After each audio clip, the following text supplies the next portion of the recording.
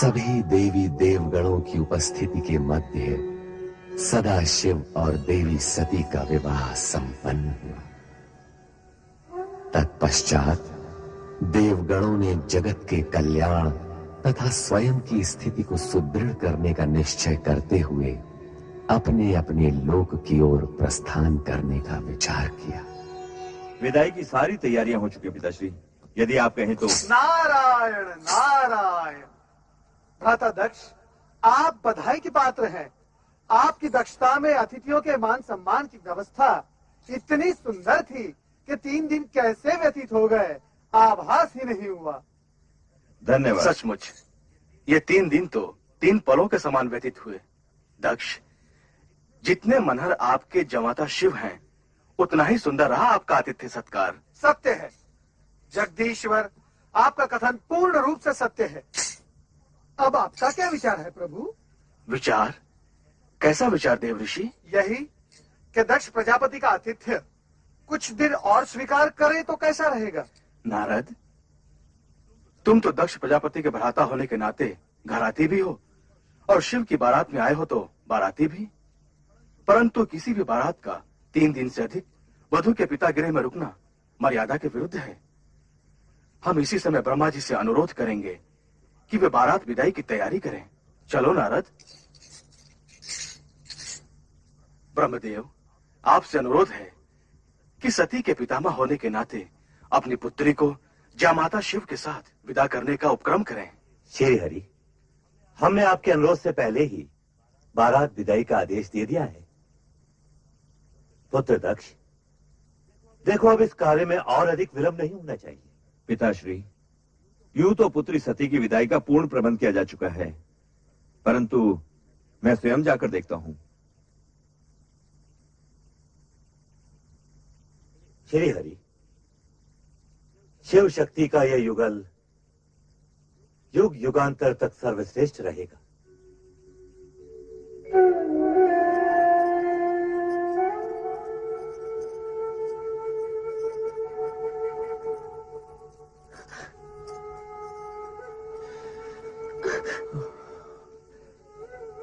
पुत्री सती, आज तुम पितृग्रह से इच्छित वर पाकर विदा हो रही हो। कैलाश जाकर कैसा जीवन व्यतीत करोगी, ये सोच सोचकर मेरा मन पिता होने के नाते चिंतित रहेगा। पिताश्री, आप मेरे सुखों के विषय से कभी शंकित मत होइएगा। पति के साथ रहते हुए आपको दिखाई देने वाले कष्ट मेरे लिए सुखकारी होंगे। पुत्री, पुत्री, तुम्हारा सुख सौभाग्य ही मेरा संतोष है। अपने स्नेह की गरिमा से अपने पति के जीवन को मंगलमय कर देना। चलो पुत्री, चलो। विदाई की वेला में सभी तुम्हारी प्रतीक्षा कर रहे हैं। महाराज, आप पधारिए, मैं सती को लेकर आती हूँ। सदा सुखी रहो।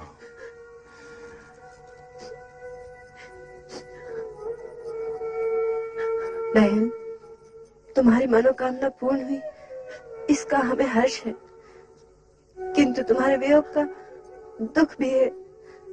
कैलाश जाके हमें भूल न जाना। रोहिणी, रोहिणी, तो सभी सदा मेरे मन में रहोगी। तेरे बिना ये प्रांगण बहुत सुना सुना लगेगा सती।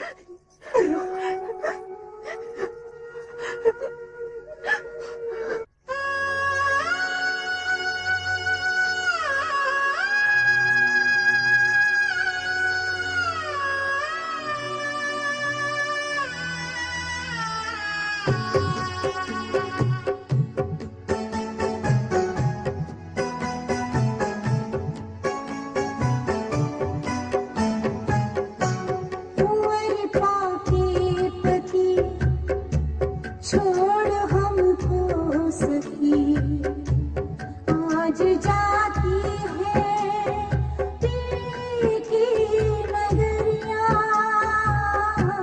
तुम्हारे पाके पति छोड़ हमको सखी, आज जाती है पीर की नगरिया।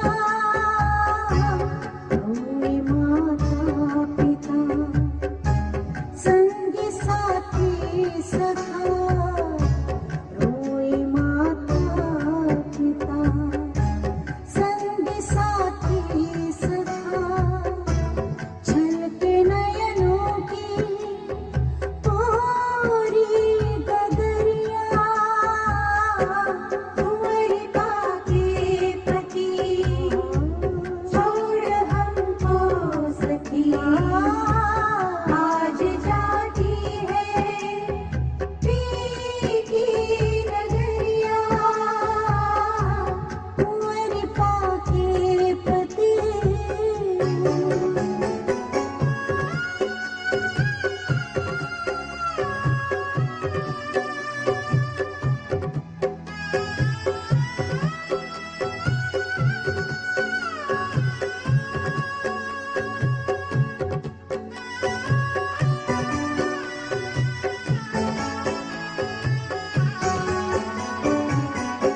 लाज में ही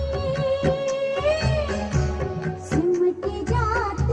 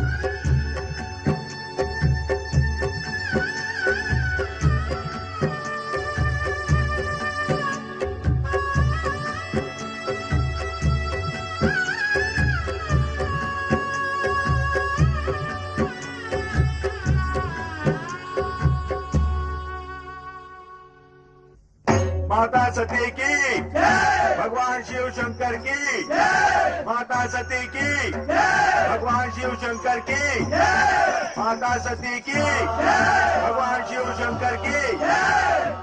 माता सती, आपका कैलाश में स्वागत है। मंगल कार्य निर्विघ्न संपन्न हुआ। अब हमें आज्ञा दें शिवशंकर। ब्रह्मदेव, आपकी इच्छा के अनुसार मुझे गृहस्थ पदभार भी वहन करना पड़ रहा है। अब तो आप प्रसन्न हैं? महेश्वर, आपने ऐसा करके संसार के लिए पति पत्नी का वो आदर्श प्रस्तुत किया है जो सृष्टि प्रसार और नर नारी संबंधी मर्यादा के लिए अति आवश्यक है। श्री हरि विष्णु, भूत, वर्तमान और भविष्य सभी निश्चित हैं। जो हो गया है, जो हो रहा है और जो होने वाला है, सभी में जगत का कल्याण ही निहित है। पिता ब्रह्मदेव की आज्ञा पालन हेतु दक्ष प्रजापति ने अपनी पुत्री सती का विवाह शिव के साथ संपन्न तो कर दिया, परंतु मन सती के भविष्य की चिंता में ग्रस्त रहा। कोमलांगी पुत्री सती और अप्रिय वेशधारी शिव की जोड़ी का विचार कर दक्ष अनेक बार चिंतित हो जाते थे।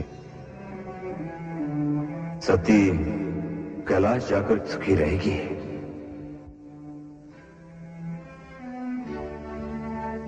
कदापि नहीं। इस राजमहल का वैभव, ऐश्वर्य उसे वहां कहां मिलने वाला। नारायण नारायण।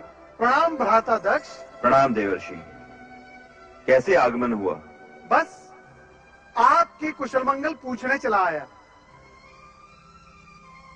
क्या बात है भ्राता दक्ष, आप कुछ चिंतित प्रतीत हो रहे हैं। चिंतित?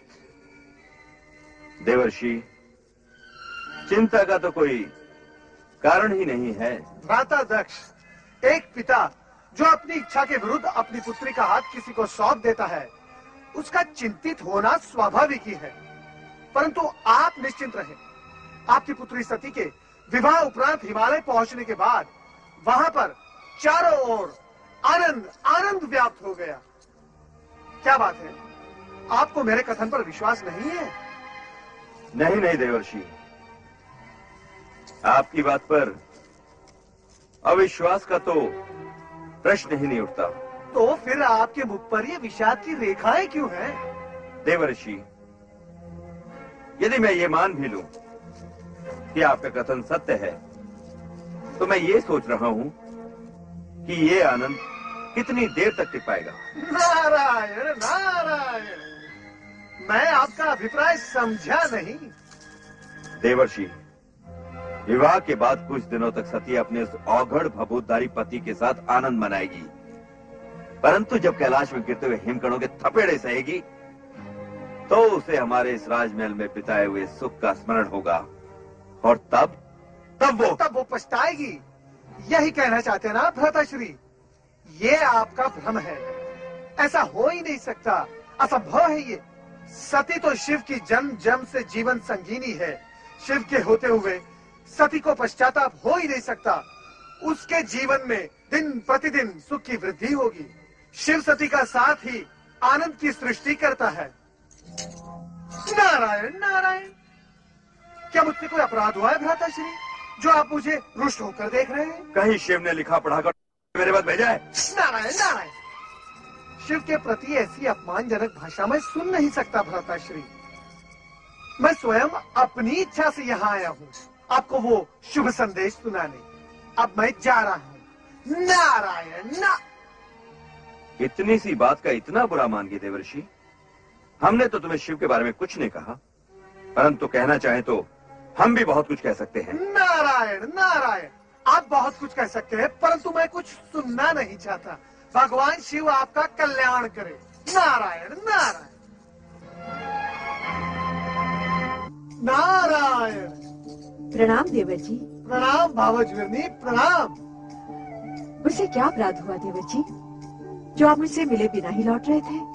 नारायण नारायण, दक्ष प्रजापति के वार्तालाप में इतना उलझ गया कि मुझे आपका ध्यान ही नहीं रहा। मुझे क्षमा करना भवज।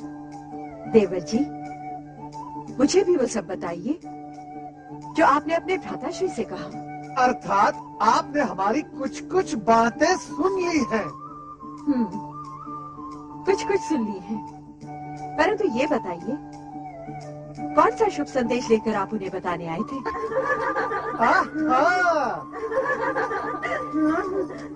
प्रणाम देवर्षि। देवियों सुखी रहो। भगवान विष्णु तुम सबकी मनोकामना पूर्ण करेंगे। हमारी बहन सती का कोई संदेश लाए है देवर्षि। नारायण नारायण। तुम्हारी बहन सती शिव जी की संगिनी बनकर संसार का सर्वोत्तम आनंद ले रही है, और इससे अधिक हम कुछ नहीं बताएंगे। नारायण नारायण। इससे अधिक हम कुछ जानना भी नहीं चाहती। हमारी बहन सुखी रहे, बस यही हम सबकी इच्छा है। क्यों माताश्री? हाँ बेटी, आज देवर जी ने ये शुभ समाचार सुनाकर हमारी सारी आशंकाओं का अंत किया है। आप हमारे धन्यवाद के पात्र हैं देवर जी। धन्यवाद के पात्र है तो देवर्षि का अतिथि सत्कार तो होना ही चाहिए। आइए देवर्षि, आज हम सब आपका मुंह मीठा कराएंगे। नारायण नारायण। देवियों, ये शुभ अवसर अब तुम्हारे विवाह में ही आएगा। अब मुझे आज्ञा दे। सुनिए तो देवर जी, इन देवियों के विवाह की तैयारियां कीजिए, अन्यथा विलम्ब हो जाएगा। भावय नारायण नारायण। रोहिणी, नारद जी किसके विवाह की बात कहकर गए अभी अभी? मैं क्या जानूं, तुम ही पूछ लो ना माताश्री से। तुम सबके विवाह की बात कर रहे थे देवर जी, और उनकी भविष्यवाणी कभी असत्य नहीं होती, समझी? देवर्षि नारद ने वीरणी, दक्ष तथा उनकी कन्याओं की समस्या का समाधान तो किया, किंतु रति शिव सती विवाह में सम्मिलित न होने के कारण चिंतित है। स्वयं कामदेव आकर रति को शांत करते हैं और स्पष्ट करते हैं कि उन्हें विवाह में न सही शिव सती में भौतिक इच्छा उत्पन्न करने के लिए तो कैलाश जाना ही है। प्रिय, तुम कहाँ हो? रति, रति, तुम कहाँ हो प्रिय?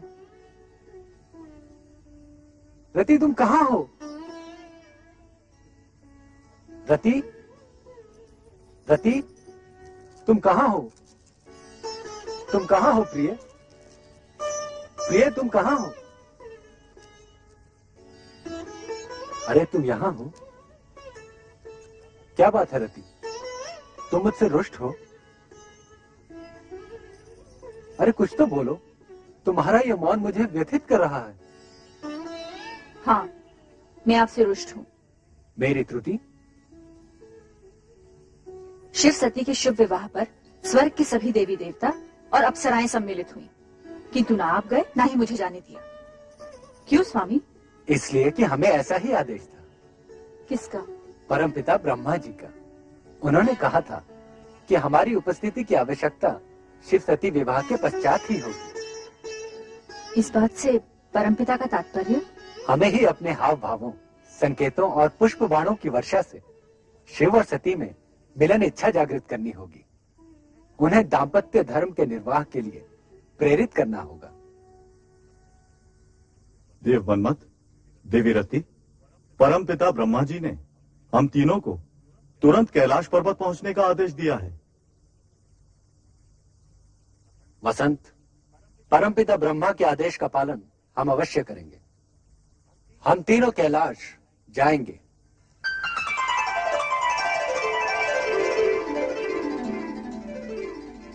प्रिय, राजमहल का सुख भोगने वाली सती को कैलाश आकर प्रसन्नता हुई या नहीं? स्वामी, आपके चरणों में जो स्थान मिल गया है, इससे अधिक प्रसन्नता और क्या होगी?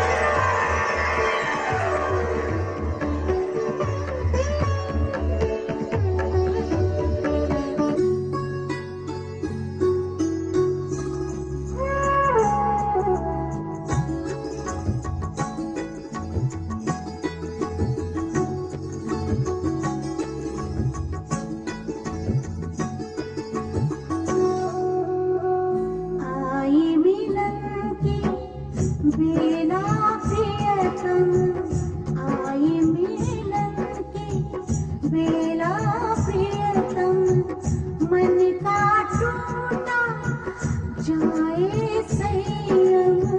प्रेम की लय में छेड़े सरगम मन का टूटा जाए संयम। आई मिलन की बेला प्रियतम।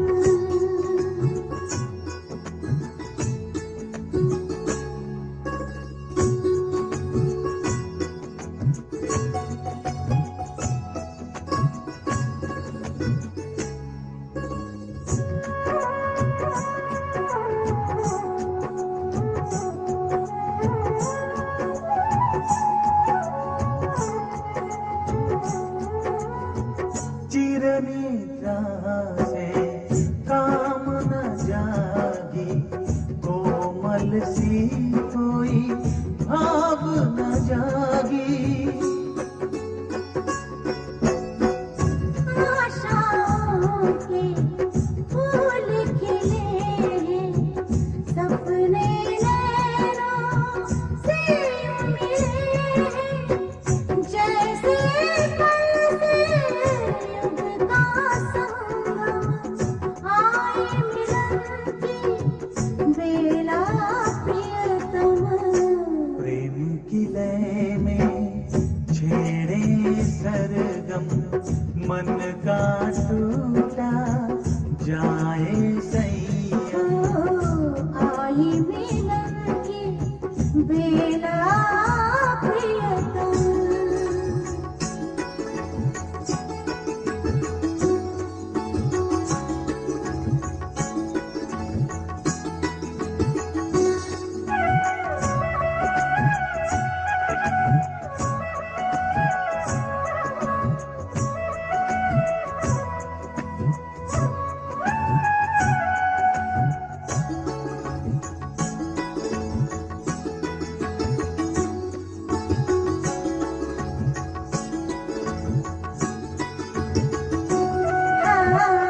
पेड़ों से लिपटी है लताएं दसों दिशाएं रस छलकाएं।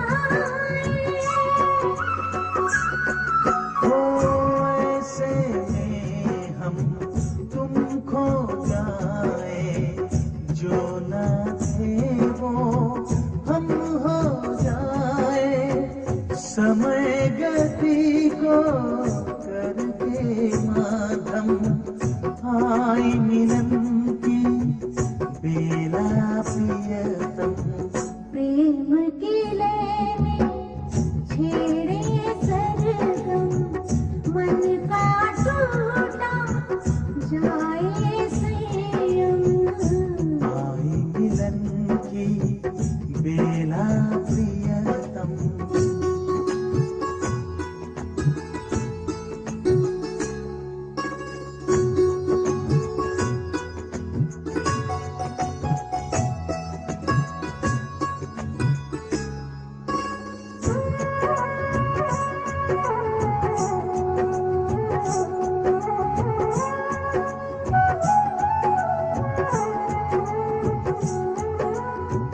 विरह का पल बीत गया है सुर है पुरातन गीत नया है। नभ धरती का देखो आलिंगन करता हमारा वो अभिवादन। तोड़े के सारे बंधन नियम। आए मिलन की बेला प्रियतम। प्रेम की लय में छेड़े सरगम मन का टूटा जाए संयम। आई मिलन की बेला प्रियतम। आई मिलन की बेला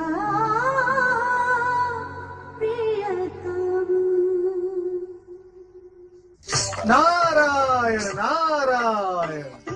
ओम नमो भगवत नमस्ते वासुदेवाय। आओ नारद, आपने शिव सती की आनंद लीला के दर्शन किए अथवा नहीं? प्रभु, वो एक अद्भुत दृश्य था। उस आनंदमय रूप में अलौकिक नवदंपति को देखना स्वयं में एक विचित्र अनुभव था। तो क्या आप इस आनंद लीला का रहस्य समझे नारद? नारायण नारायण, मैं बाल ब्रह्मचारी भला इस गूढ़ रहस्य को कैसे समझ पाऊंगा? श्री हरि, आप इस पर तनिक प्रकाश डाले तो अच्छा होगा। यह प्रकृति और पुरुष का संगम है। इनकी यह आनंद लीला सृष्टि में नूतन घटनाओं का सृजन करेंगी। क्या इस सृजन का संबंध विष्णु प्रिय लक्ष्मी के आगमन से है? देखिए आगे क्या होता है। सत्य है प्रभु, सत्य है। भविष्य की बात तो भोलेनाथ ही जाने, परंतु श्रीहरि, आपके मन की बात कुछ कुछ मैं समझ गया हूँ, परंतु शिव सती की लीला का रहस्य समझना निस्संदेह कठिन है। नारायण नारायण।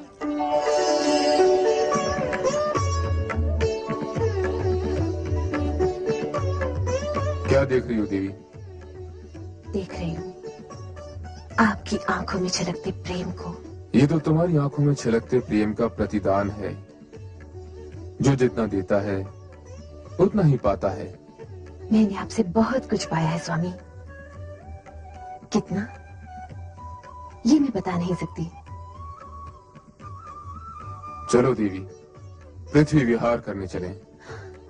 पृथ्वी विहार? स्वामी, ऐसा प्रतीत होता है कि आपने मेरे मन की बात पढ़ ली है और उसकी पूर्ति के रूप में प्रस्ताव रख दिया, पृथ्वी विहार। सच तो यह है देवी, सगुण रूप में तन भले ही दो हों, किंतु आत्मा तो एक ही है, मन भी एक ही है और विचार भी एक ही है। अब चलो पृथ्वी विहार के लिए चलें।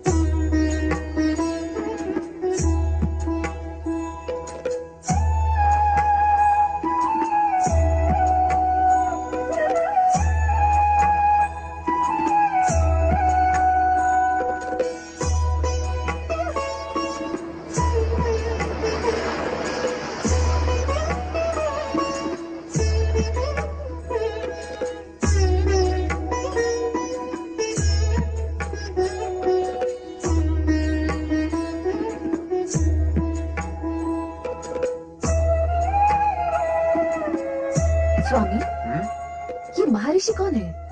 ये दुर्वासा ऋषि हैं, अत्रि अनुसैया के पुत्र। इनका भीषण क्रोध जगत प्रसिद्ध है। इनके क्रोध का परिणाम? जिसके प्रति इनका क्रोध जागृत हो जाए वो घोर संकट में पड़ जाता है। किंतु ऋषि तो वही होता है जिसने काम, क्रोध, मोह को जीत लिया हो, और ऋषि दुर्वासा का क्रोध तो। तुम चुपचाप देखती जाओ, इनके कृत्य से तुम्हें इनका सही परिचय मिल जाएगा। वो देखो देवी, उस ओर से जो स्त्री आ रही है वो विद्याधरी चित्रांगदा है। अब तनिक देखो क्या होता है।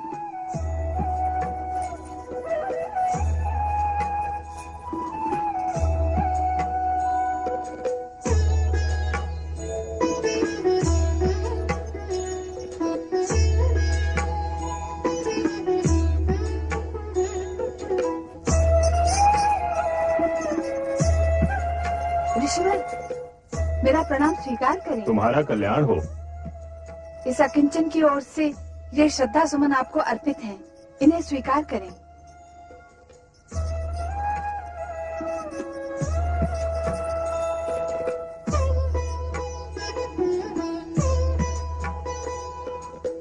मैं ऋषि वैरागी उस विद्याधरी से पुष्पमाला लेना और उसका प्रयोग करना मुझे शोभा नहीं देता। अब मैं इस पुष्पमाला का क्या करूं?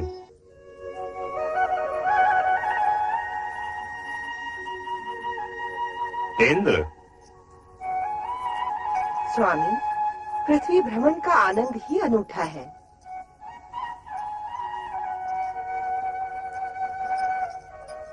ये कथन, अरे महर्षि दुर्वासा, प्रणाम ऋषिवर। मंगल हो देवराजेंद्र। देवी शची, मैं तुम्हें एक भेंट देने का इच्छुक हूं, स्वीकार करोगे? ऋषिवर, आपकी दी हुई भेंट हम कैसे अस्वीकार कर सकते हैं?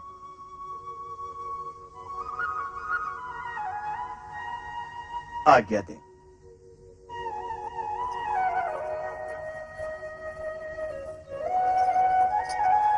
ये लीजिए देवी। स्वामी, हम देव देवियां जो नंदन वन के पुष्प धारण करने के आदी हैं, ऐसी साधारण मालाएं हम पर कदापि शोभा नहीं देंगी। आपको ऋषि दुर्वासा की दी ये भेंट स्वीकार करनी ही नहीं थी। आप ठीक कहती हैं देवी।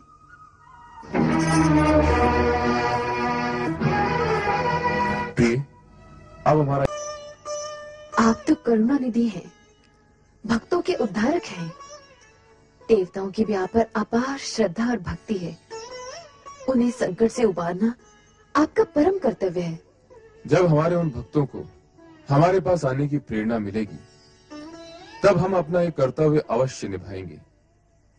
परंतु समय से पहले देवताओं को स्वर्ग सुख का अधिकार नहीं मिल सकता। असुराधिराज स्वर्गाधिपति महाराज बलि की। असुराधिराज स्वर्गाधिपति महाराज बलि की। महाराज बलि की। महाराज बलि की।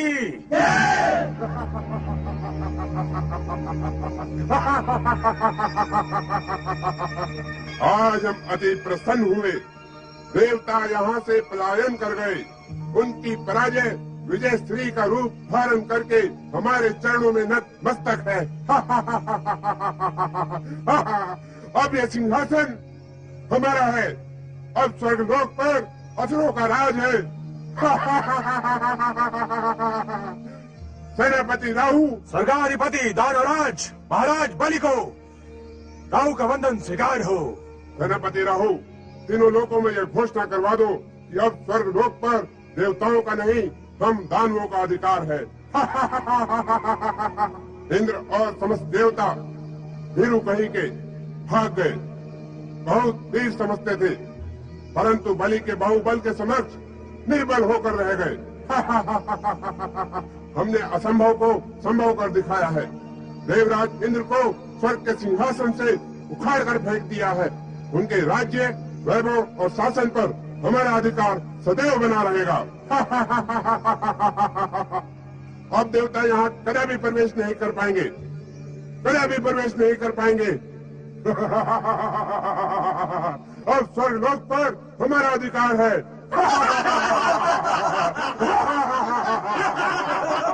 असंभव, असंभव! स्वर्ग से हमें अपदस्थ करना असंभव है। स्वर्ग हमारा है। इस स्वर्ग पर हमारा जन्म सिद्ध अधिकार है। असुरों की प्रकृति निरंकुश है। उन्हें नियमों में बांधना कठिन है। वो बलशाली भी है। उनकी आसुरी शक्तियों से जीतना हम देवताओं के लिए असंभव है। ऐसी बातें करके आप हमारे मनोबल को ना गिराइए वरुण देव। हम ब्रह्मदेव की शरण में इसीलिए आए हैं कि वो हमारा मार्गदर्शन करे और इस संकटकालीन स्थिति से हमें उबारे। पता नहीं देव ऋषि नारद इस समय कहाँ होंगे। अपनी वाक्पटुता से किसी को प्रभावित करने की कला जो उनके पास है, वो हम में से किसी के पास भी नहीं है। नारायण नारायण। धन्यवाद स्वर्गाधिपति इंद्र, धन्यवाद। किसी भी संदर्भ में आज आपने इस हरिभक्त नारद की प्रशंसा तो की। आइए परमपिता ब्रह्मा के समक्ष अपनी समस्या रखें। आइए। नारायण नारायण नारायण नारायण। परमपिता ब्रह्मा, आज देवराज इंद्र और समस्त देवगण आपके समक्ष एक गंभीर समस्या लेकर उपस्थित हुए हैं। हे सृष्टिकर्ता ब्रह्मा जी, हम पर घोर अत्याचार हुआ है। आपको ये जानकर अत्यंत दुख होगा कि हम पर अत्याचार करने वाला आप ही से उत्पन्न ऋषि अत्रि का पुत्र है।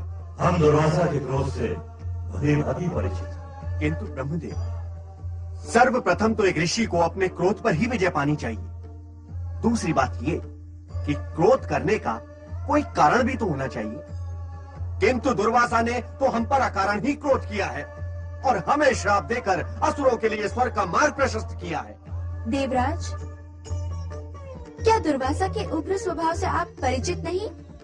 क्षण मात्र में क्रोध की ज्वाला उनके मन में प्रकट हो जाती है। इस बात का आपको ध्यान रखना चाहिए था। दुर्वासा का श्राप तो एक निमित्त मात्र है सरस्वती।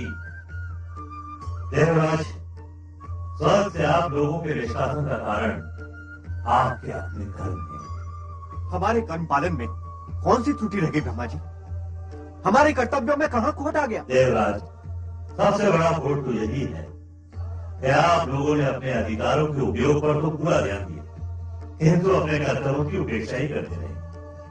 देवी सरस्वती, आपका क्या विचार है? आप सत्य कह रहे हैं ब्रह्मदेव।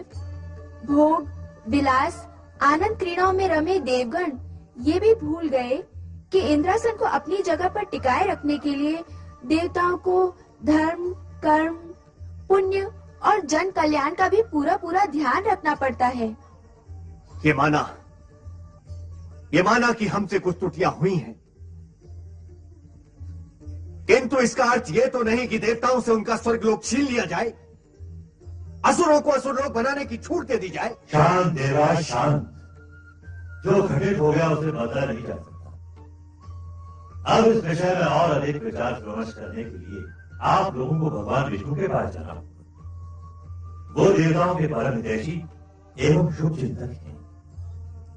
हे चतुरानंद, यदि नारायण के सम्मुख आप ही हमारा प्रतिनिधित्व करें तो अति उत्तम होगा। भगवान श्री हरि विष्णु आपकी समस्या से अवगत है देवराज। आपको मार्गदर्शन मिल गया, किंतु उस पर चलना आप ही का काम। हमें विश्वास है चतुर्भुजधारी विष्णु आपकी समस्या का कोई न कोई समाधान अवश्य ढूंढ निकालेगी।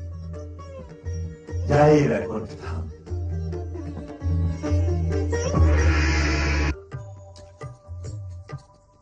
ओम नमो भगवते वासुदेवाय।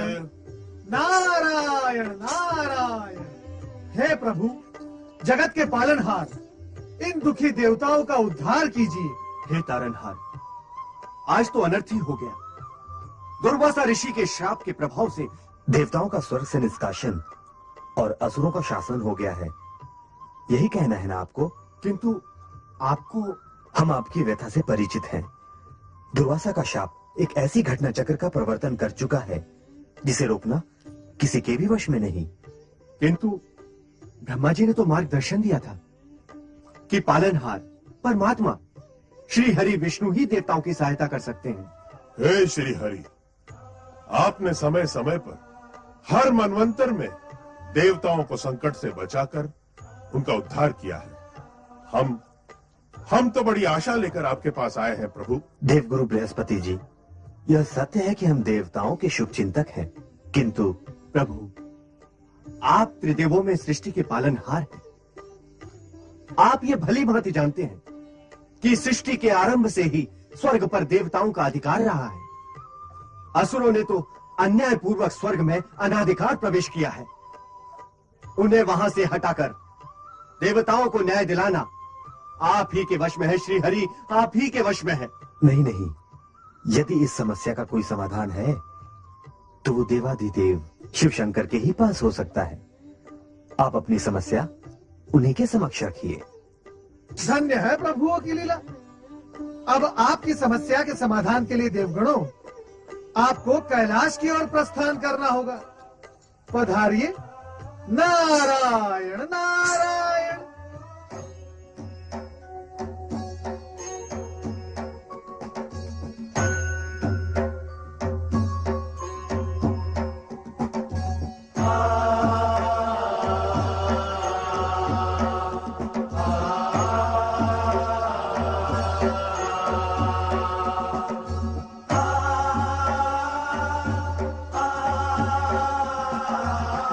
श्री चरणों में हमारा अभिवादन स्वीकार हो देवी सती।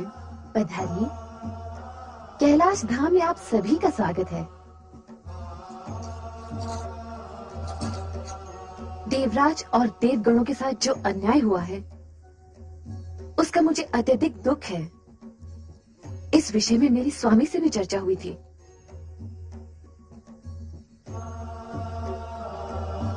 देवाधिदेव महादेव ने क्या कहा देवी सती?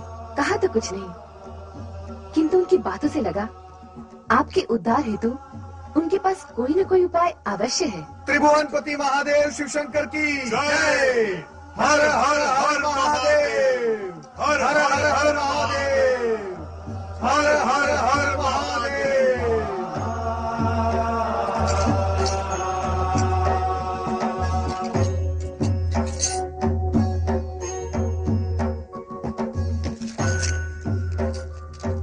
चराचरपति महादेव, इन देवताओं पर वज्रपात सा हुआ है। अपने ही निवास से निष्कासित, दीनहीन, भटकते हुए श्री हरि के आदेश अनुसार आपके पास बड़ी आशा लेकर आए हैं। प्रिय नारद, जो भी घट रहा है नया नहीं है। अच्छाई और बुराई का संघर्ष तो सदा ही चलता रहा है। कभी अच्छाई का पलड़ा भारी तो कभी बुराई का। किंतु सदाशिव, हमने किसी का क्या बुरा किया था कि क्रोध में ऋषि दुर्वासा ने इतना बड़ा श्राप दे दिया? हम देवों के साथ इतना बड़ा अन्याय? जो अन्याय आपके साथ हुआ है वो कभी असुरों के साथ भी हुआ था।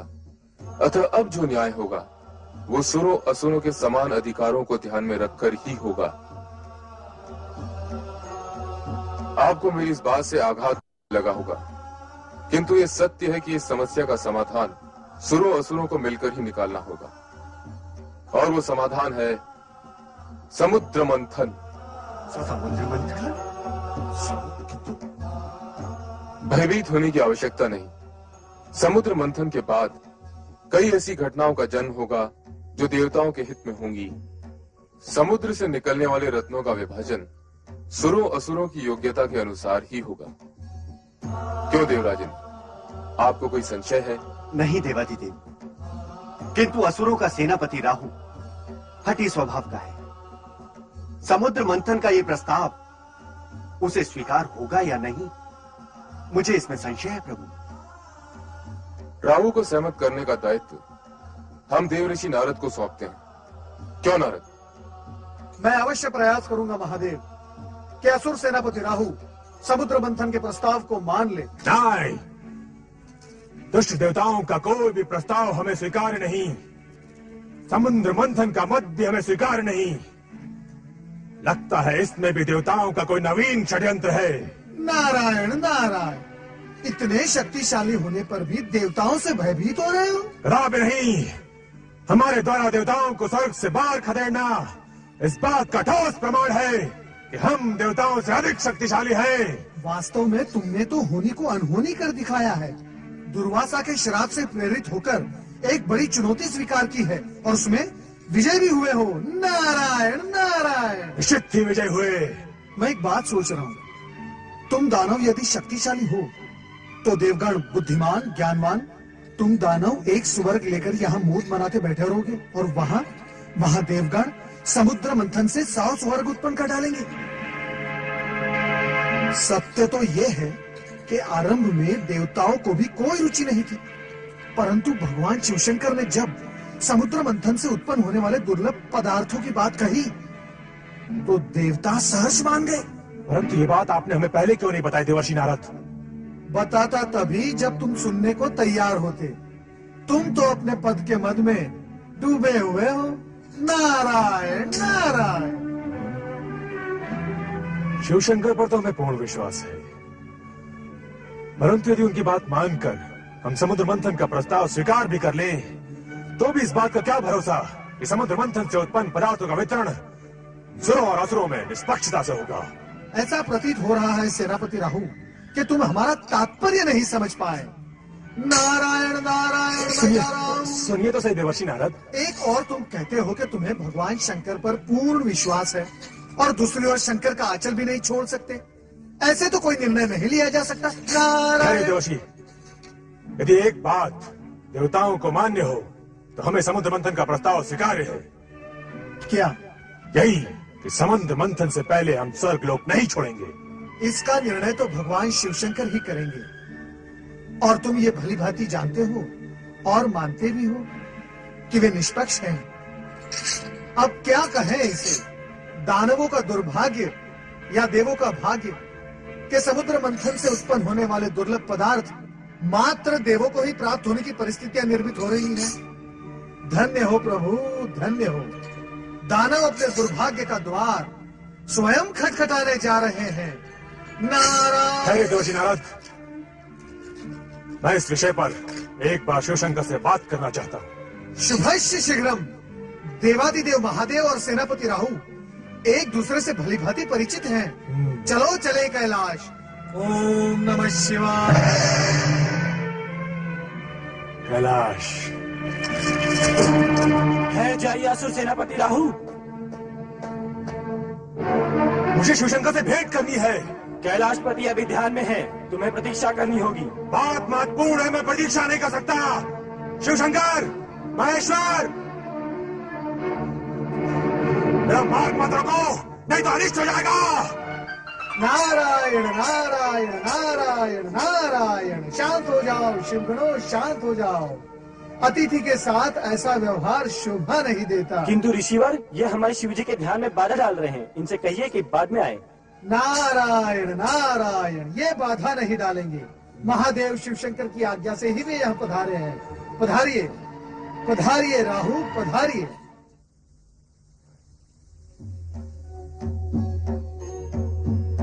नारायण नारायण। हे शिवशंकर, कैलाशपति, क्षमा करें प्रभु, आपके ध्यान में व्यवधान हुआ। असुर सेनापति राहु आपसे भेंट हेतु यहाँ पधारे हैं। आपके गणों ने उन्हें रोकने का प्रयास किया, किंतु। आओ राहु आओ।